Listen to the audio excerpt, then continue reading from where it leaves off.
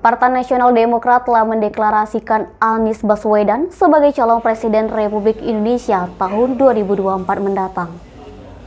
Deklarasi tersebut disiarkan langsung di layar televisi nasional serta disaksikan seluruh DPD Partai Nasdem se-Indonesia secara virtual Senin 3 Oktober 2022.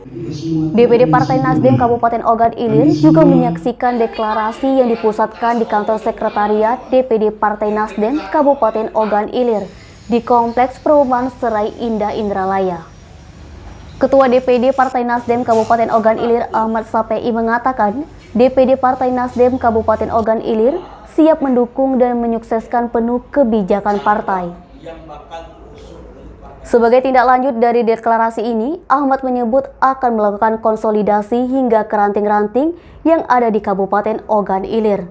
Tujuannya tidak lain untuk memenangkan Anies Baswedan sebagai Presiden 2024 mendatang. Eti, Sumeko TV melaporkan.